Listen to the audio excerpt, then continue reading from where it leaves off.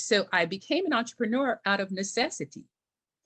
And I'm happy to say that, over the years, I got a real estate license and became very, very effective at real estate. I've absolutely loved that since 1982. Then some of my skills, natural talents, gifts, and abilities were, communication, writing grant proposals. I was a very good writer, um, a creative writer even. And so I started doing like small things for small businesses. Women-owned businesses started emerging then. You have to remember, I went into business before the internet. In 1982 to 1992, you couldn't just send an email. It was a totally different time. It was a totally different day and time.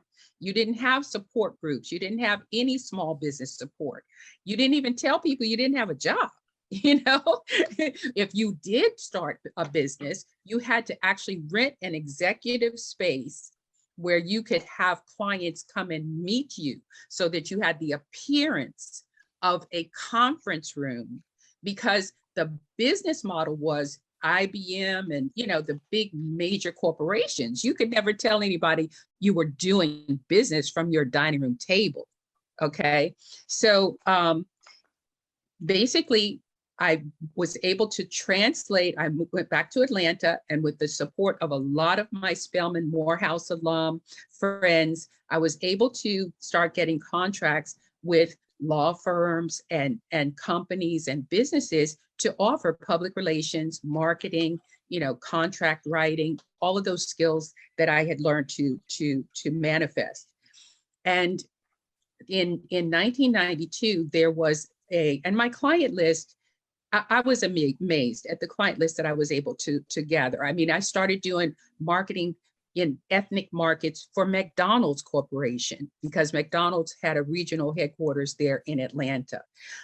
Nations Bank, which is now Bank of America, had a huge community development initiative, and I was hired as the minority company to help them with all of their collaterals, brochures, how they were going to communicate with the community, events and things like that. As you may recall, one of the major benefits of Maynard Jackson, who was the first African-American mayor of Atlanta, was that he created an environment where 25 to 35% of contracts, major contracts, had to hire minority contractors to participate.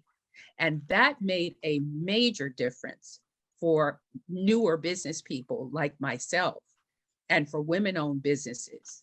And they were absolutely compliant about that. They insisted that if a major company got a big corporate contract, they had to have 25 to 35% minority participation. So as an entrepreneur, I basically built a reputation in Atlanta, and in, I think, 1992, got a phone call from an alum at Spelman. Listen, Dow Jones has given Spelman College $250,000 to start an entrepreneurial center. They also gave Clark Atlanta University $250,000.